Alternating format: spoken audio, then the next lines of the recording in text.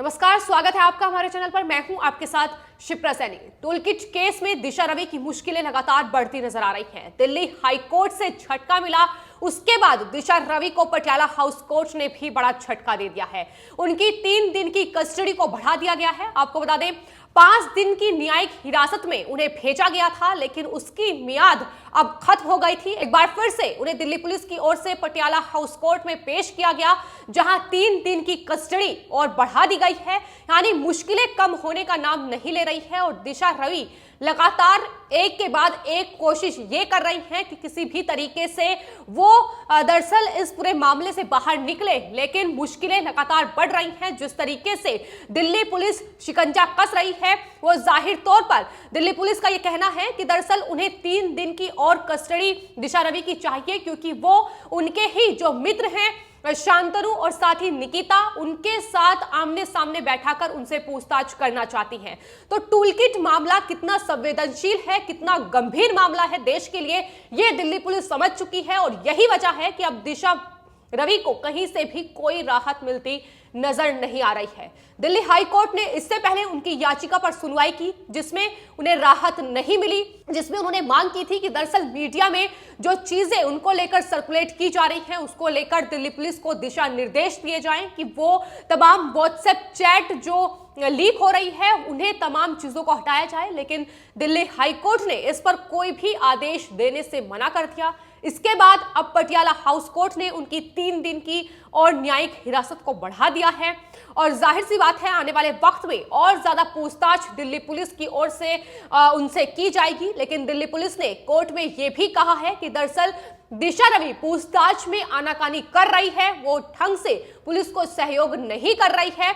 जाहिर सी बात है, इसी वजह से 3 दिन की और न्यायिक हिरासत की मांग दिल्ली पुलिस की ओर से की गई थी। फिलहाल ये क्लाइमेट एक्टिविस्ट, जिन्हें 13 फरवरी को दिल्ली पुलिस साइबर सेल ने बेंगलुरु से गिरफ्तार किया था, क्योंकि आरोप यह था कि इन्होंने इस टूल किट को तैयार किया है, इसको एडिट किया है, जो बात इन्होंने स्वीकार भी की है पुलिस की पूछताछ में। लेकिन पुलिस अब जो कोर्ट में उन्होंने साफ तौर पर अपनी बातें सामने रखी हैं, उसमें यह कहा है कि दिशा रवि पूछताछ में सहयोग नहीं कर रही है। और दूसरी अहम बात यह कि वो अब तमाम जो आरोप हैं वो अपने जो दोस्त हैं निकिता और शांतनु, जिन्होंने मिलकर इस टूलकिट को तैयार किया है, उन पर सारा दोष मढ़ती नजर आ रही है। तो ऐसे में दिल्ली पुलिस जो है अब शांतनु और निकिता के साथ आमने सामने बैठाकर उनसे पूछताछ करना चाहती है।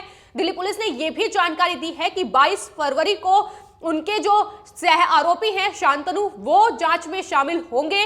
तो ऐसे में 22 फरवरी को इन लोगों से आमने सामने बैठाकर दिल्ली पुलिस बात कर सकती है, पूछताछ कर सकती है। तो बड़े खुलासे होने अभी बाकी हैं इस पूरे मामले में, क्योंकि टूलकिट का जो ये मामला है कोई छोटा मोटा मामला नहीं है। जिस तरीके से ये तमाम जो लोग हैं, तो इनकी जो प्रोफाइल है सोशल मीडिया की, वो ये बताती है कि तीनों ही क्लाइमेट एक्टिविस्ट हैं। लेकिन आखिर ये क्लाइमेट एक्टिविस्ट किस तरीके से भारत के खिलाफ ये षड्यंत्र इस किसान आंदोलन की आड़ में रच रहे थे, ये भी इसकी भी पोल खुल चुकी है। यही वजह है कि शिकंजा इन पर कसा जा रहा है। पूछताछ में दिशा रवि ने इस बात को भी स्वीकार किया है कि खालिस्तानी संगठन पोएटिक जस्टिस फाउंडेशन के साथ इनका सीधा संपर्क था। निकिता जहां पोएटिक जस्टिस फाउंडेशन के ईमेल का इस्तेमाल कर रही थी, तो वहीं शांतनु ने ये ईमेल तैयार किया था जिसके जरिए टूलकिट को बनाया जा रहा था। वहीं दिशा रवि के द्वारा एक शुरुआत में व्हाट्सएप ग्रुप बनाया गया था, जिसमें शांतनु, निकिता और तमाम लोग जुड़े हुए थे, खालिस्तानी लोग भी उसमें शामिल थे। तो पूरा का पूरा प्रोपेगेंडा एक साथ मिलकर रचा जा रहा था, जिसमें विदेशी सेलिब्रिटीज भी शामिल थे। दिशा रवि से पूछताछ में ये तमाम बातें निकलकर सामने आई है और यही वजह है कि पुलिस लगातार अभी भी उनसे पूछताछ करना चाहती है, क्योंकि जो आरोप वो निकिता और शांतनु पर मढ़ रही है, उसकी भी सच्चाई जानने की कोशिश पुलिस जरूर करेगी।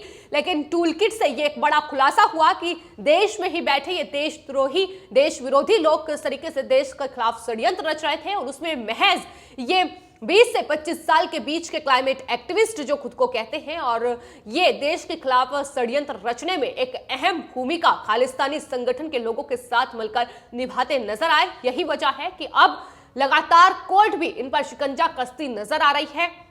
तमाम सबूत दिल्ली पुलिस के पास हैं। ये दिल्ली पुलिस बार बार कह रही है कि तमाम सबूत निकिता से लेकर शांतनु और दिशा के खिलाफ दिल्ली पुलिस के हाथ लगे हैं।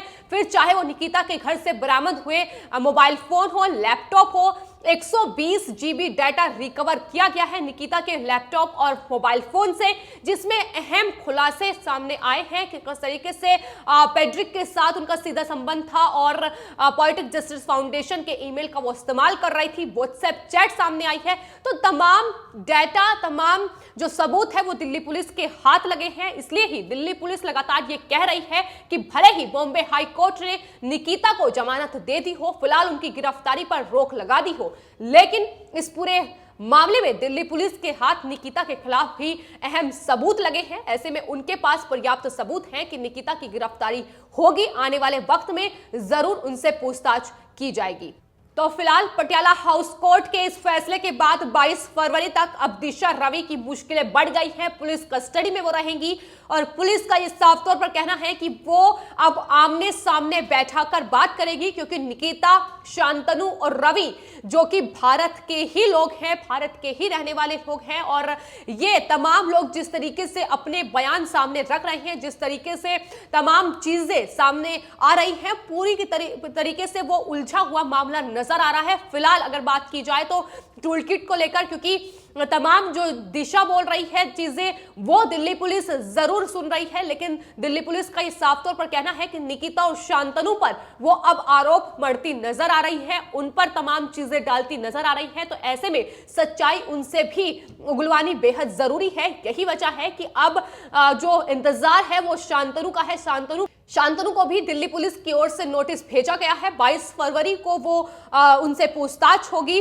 तो आने वाले वक्त में इस पूरे मामले में अहम खुलासे और ज्यादा हो सकते हैं, लेकिन फिलहाल दिशा रवि की मुश्किलें लगातार बढ़ रही हैं। गिरफ्तारी के बाद से ही पटियाला हाउस कोर्ट ने उन्हें 5 दिन की न्यायिक हिरासत में भेजा था और वो खत्म होने के बाद अब 3 दिन के लिए मुश्किलें और ज्यादा बढ़ गई हैं और आने वाले वक्त में गिरफ्तार होकर तिहाड़ जेल भी जा सकती है दिशा रवि। ये भी लगातार जिस तरीके का शिकंजा उन पर कसा जा रहा है, इसको लेकर कयास भी यही लगाए जा रहे हैं कि आने वाले वक्त में मुश्किलें बढ़ सकती हैं। ना सिर्फ दिशा रवि बल्कि निकिता जैकब और शांतनु, ये तीनों ही लोग मिलकर इस अंतर्राष्ट्रीय षड्यंत्र के साथ थे जो भारत के खिलाफ रचा जा रहा था। उसमें ना सिर्फ इन 3 लोगों के नाम सामने आए हैं, लेकिन खबर यह है कि जो जूम के जरिए इन लोगों की मीटिंग्स चल रही थी उसमें करीब 70 से ज्यादा लोग ये जुड़े हुए थे।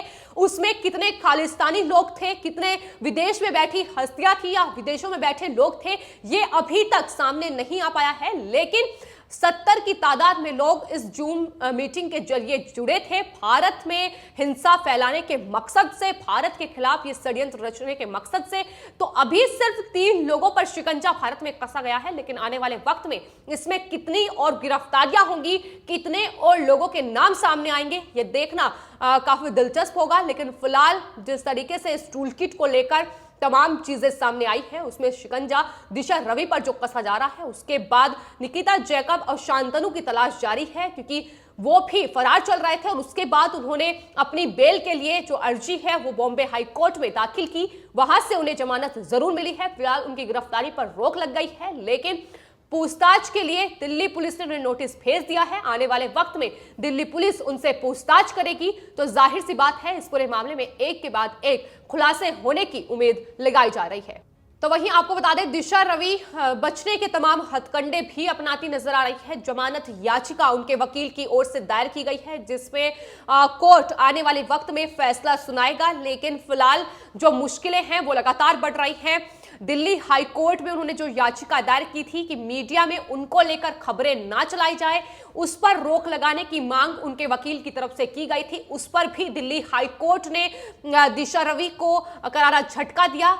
हालांकि दिल्ली पुलिस और मीडिया संस्थानों से यह जरूर अनुरोध किया गया है कि तमाम चीजों को दरअसल वेरीफाई करने के बाद ही वो अपने चैनल्स पर चलाएं, लेकिन दूसरी ओर जिस तरीके से मांग उनकी वकील की ओर से की गई थी कि दिल्ली पुलिस को ये निर्देश दिए जाएं कि ऐसी चीजें लीक ना हो, तमाम वो व्हाट्सएप चैट जो ग्रेटा थनबर्ग और दिशा रवि के बीच बातचीत हुई है वो लगातार सोशल मीडिया पर छाई हुई है, लगातार सोशल मीडिया पर वो चीजें सर्कुलेट की जा रही हैं। इसको लेकर दिशा रवि ने याचिका दायर की थी जिसमें उनके वकील की तरफ से तमाम दलीलें दी गई, लेकिन दिल्ली पुलिस पर भी उन्होंने आरोप मढ़े, लेकिन दिल्ली पुलिस ने भी उन तमाम चीजों का जवाब दिया है। उन्होंने साफ तौर पर कहा कि दिल्ली पुलिस पर आप ऐसे आरोप नहीं लगा सकते हैं। वहीं केंद्र सरकार के वकील ने भी इस पूरे मामले पर टिप्पणी करते हुए यह कहा कि केंद्र सरकार के जो मंत्रालय है उसमें अभी तक कोई ऐसी शिकायत ही नहीं आई है, तो ऐसे में वो अभी इस पर कोई कार्रवाई नहीं कर सकते हैं। तो इस तरीके से तमाम वो हथकंडे उनके और उनके वकीलों की तरफ से अपनाए जा रहे हैं कि ताकि किसी भी तरीके से खुद को बचाया जा सके, लेकिन जिस तरीके का अपराध, जिस तरीके की तैयारी भारत के खिलाफ षड्यंत्र रचने की उन्होंने की थी, जाहिर सी बात है कि देश के खिलाफ ये षड्यंत्र और देश के अंतर्राष्ट्रीय स्तर पर छवि खराब करने की कोशिश, ऐसे में इतना गंभीर मामला इतने सस्ते में नहीं निपट सकता है। ये दिशा रवि को जरूर ख्याल करना चाहिए। फिलहाल आपकी इस पूरे मामले पर क्या राय है, हमें कॉमेंट बॉक्स में जरूर लिखें और चैनल को सब्सक्राइब करें। धन्यवाद।